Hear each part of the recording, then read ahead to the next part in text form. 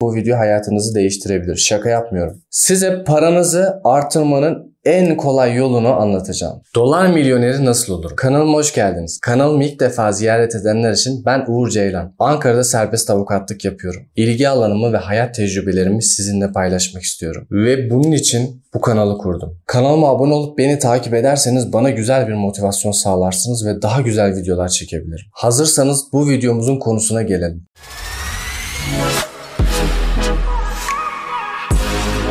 Elimizde sınırlı bir para var. Ev almak istiyorsunuz, alamıyorsunuz. Araba almak istiyorsunuz, alamıyorsunuz.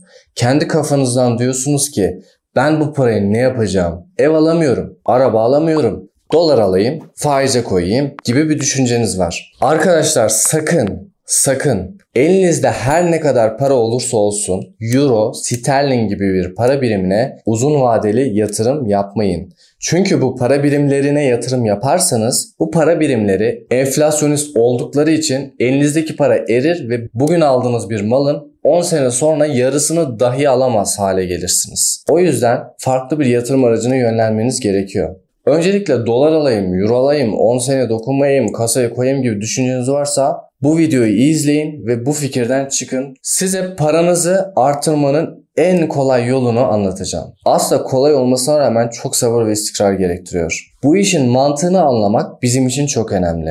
Mantığını anlamazsak istikrarı sürdüremeyiz ve yatırım stratejimiz işe yaramaz hale gelir. Sizlerle beraber güzel bir yatırım stratejisi oluşturacağız. Elimizdeki küçük paraları önemseyerek onlar ile yatırım yapacağız. Ve bu yatırımlarla elimizdeki parayı ciddi anlamda büyüteceğiz. Sonrasında bu parayı nasıl büyüttük diye biz bile şaşıracağız açıkçası. Bu videoyu sonuna kadar izleyin çünkü gerçekten bu video hayatınızı değiştirebilir. Şaka yapmıyorum. Tamamen istatistik üzerinden bir anlatım olacak. Bileşik getirinin gücünü tüm ispatlarıyla anlatacağım. Son 10 yılda Amerikan borsasının yani SP500 endeksinin dolar bazındaki getirileri şu şekildedir. 2013'te %32 artmış, 2014'te %13 artmış, 2015'te %11 artmış, 2017'de %21 artmış, 2018'de %4'lük bir düşüş gerçekleştirmiş ve bu şekilde artmaya devam etmiş. 2022'de %18 ile ciddi bir düşüş göstermiş ama sonrasında bu düşüş üzerinden %26 yükselmiştir. Ciddi düşüşler ve yükselişler olabiliyor fark ettiyseniz. SP500 endeksinin 10 sene sonundaki getirisi %223 olmuştur arkadaşlar. Yıllığa vurduğunuzda %14 olmuştur. Peki şimdi arkadaşlar %223 dolar bazında getiri ortalamaya göre oldukça iyi bir oran. Finans bilginiz olmasa bile SP500 endeksi ile alakalı iyi bir fona paranızı yatırdığınız takdirde 10 senede paranızı %223 artıracaksınız. Bu veriler arkadaşlar endeks verileridir. Hisse bazlı veriler değildir. SP500 endeksinin son 10 yıllık getirisini bileşik getiriyle hesaplarsak %287 toplam getiri elde ederiz.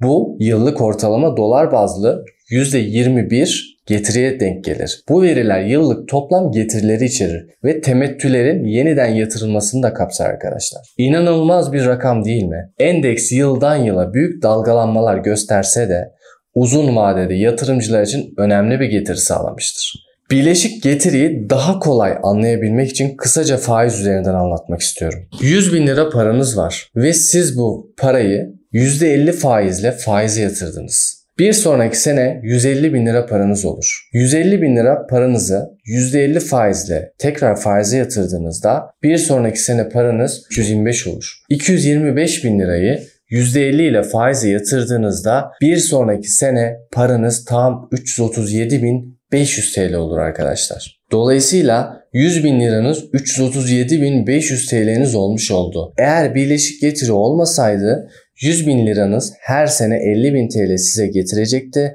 ve 3 sene sonunda paranız 250.000 TL olacak. Dolayısıyla arkadaşlar birleşik getiri 250.000 lira ile 337.500 TL arasındaki farktır aslında. Birleşik getiri ana paranız arttığı için paranızın normalden daha fazla arttığı anlamına gelir. Şimdi hesabı 1000 dolar üzerinden yapalım. 1000 dolarınızı 10 sene önce SP500 endeksine yatırsaydınız bugün itibariyle paranız 3872 dolar olacaktı. Bu hesaplamada SP500 endeksinin son 10 yıllık yani 2014 ve 2024 yılları arasındaki performansı değerlendirilmiştir. Peki bileşik getiri oranını da hesaplayacak olursak %287 bileşik getiri elde etmiş oluruz. Peki endeks yerine bu paramızı Apple'ın hissesine yatırmış olsaydık, paramız dolar bazlı her sene bileşik getiriyle %26 artacaktı. 10 sene önce 1000 dolarlık Microsoft hissesi almış olsaydınız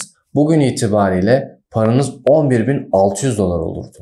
10 sene önce 1000 dolarlık Apple hissesi alsaydınız bugün itibariyle paranız yaklaşık 16.500 dolar olurdu. 10 sene önce 1000 dolarlık Amazon hissesi almış olsaydınız bugün itibariyle paranız yaklaşık 32.200 dolar olurdu. Arkadaşlar bu verileri veriyorum çünkü birazdan bir hesap yapacağız. Yılda dolar bazlı %12 getiriyle olan bir hesap olacak ve getirimizi hesaplayacağız. Hesabım gayet ulaşılabilir olacak. Bir hedef finans bilgimiz olmasa bile uzun süren bir yatırımda bu rakamlara rahatça ulaşabileceğimizi sizlere göstereceğim. Şimdi her ay 1000 dolar yatırım ile ve yıllık %12 bileşik getiriyle bir yatırım yaptığımızı düşünelim. 10 yıl sonra yaklaşık 235.000 dolar paramız olur. 20 yıl sonra yaklaşık 968.000 dolar, 30 yıl sonra 3.200.000 dolar paranız olur arkadaşlar. Ve dikkat ederseniz 10 yıl sonra 230.000 dolara ulaştıktan sonra ikinci 10 senede paranız bir anda 4 katına çıkar. Yani paranız inanılmaz bir hızla artmaya devam eder. Farklı bir açıyla bakalım. Her ay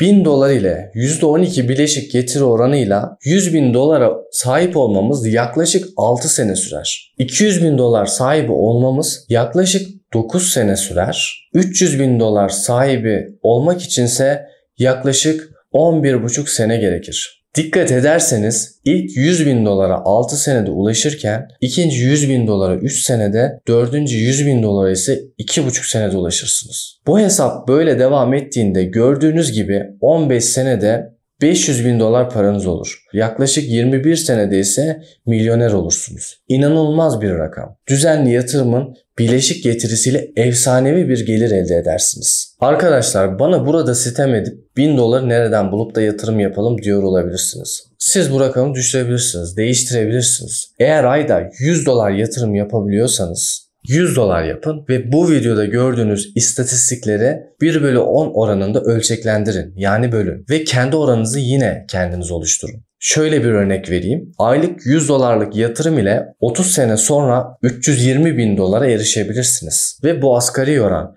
Ben %12'yi baz alarak hesaplama yaptım. Dolayısıyla güzel yurt dışı hisse senedi fonları alırsanız bu %12 oranını katlayarak daha yüksek getiriler elde edebilirsiniz. Tabii ki bu söylediklerim geçmiş istatistiklere göre arkadaşlar kesinlikle yatırım tavsiyesi değildir. Yurt dışı hisse fonları ile ilgili video istiyorsanız yorumlara yazabilirsiniz. Yine geçmiş istatistiklere göre değerlendirerek en güzel getiriyi sunan yurt dışı hisse fonlarını inceleyebiliriz. Gördünüz inanılmaz getiri oranlarını. Şimdi sıra sizde. Tüketim çılgınlığını bırakıp gereksiz harcamalardan vazgeçip portföyümüzü büyütmek zorundayız. Bu lafımı çok kapitalistsin şeklinde algılamayın. Biriktirip mezara mı götüreceğiz diyenler mutlaka olacaktır. Arkadaşlar biz küçük yatırımcıyız, kapitalist değiliz bir kere. Asıl elimizdeki tüm paraları gereksiz ürünlere harcayarak kapitalistlere ve kapitalizme destek vermiş oluruz. Biz gelecekte Allah uzun ömür verirse hayatımızı refah içerisinde yaşamaya çalışan insanlarız. Bizim bir Jeff Bezos olma hayalimiz yok. Bir Bill Gates olma hayalimiz yok. Buradaki gayemiz gelecekte insanlardan para istemek zorunda kalmamak ve hayatın karşımıza çıkaracağı parayla aşılabilecek zorlukların üstesinden rahatça gelebilmek. Günümüzde olduğu gibi faizlerin yüksek olduğu dönemlerde gerektiğinde kendi kendimize sıfır faizli krediyi verebilmek için bu yatırımları yapmak zorundayız. Bu sebeple çok geç kalmadan yatırım yapmaya başlamamız gerekiyor. Ne kadar erken başlarsanız o kadar iyi. Çünkü ilk 50.000 dolara sahip olmak ikinci 50.000 dolara sahip olmaktan çok daha zor olacak. Bu sebeple zor olana en kısa zamanda ulaşıp bileşik getirinin gücüyle sermayemizi daha hızlı bir şekilde büyütmeliyiz. Arkadaşlar bu videonun çok verimli bir video olduğunu düşünüyorum. Kısacası bileşik getiriden ve sermayemizi nasıl daha hızlı artırabileceğiz bu konudan bahsettim. Açıkçası çok içime sinen bir video oldu. Aslında bu video daha önceden paylaştığım yaşa göre özel portföy videom ile de bağlantılı bir video. Yukarıda gördüğünüz kartı tıklayarak yaşa göre özel portföy videomu da izlemenizi tavsiye ederim. Çünkü çok detaylı bir video oldu ve her yaşa göre bir portföy oluşturduk. Bu videodaki anlattıklarım kesinlikle yatırım tavsiyesi değildir arkadaşlar. Bu videoyu beğendiyseniz videoyu beğenmeyi ve kanalıma abone olmayı unutmayın. Kanalıma abone olursanız beni mutlu edersiniz. Ve ben de videolarımın daha çok kişiye ulaşması sebebiyle daha çok sevinirim ve daha çok mutlu olurum. Bir sonraki videoda görüşmek üzere. Hoşça kalın arkadaşlar.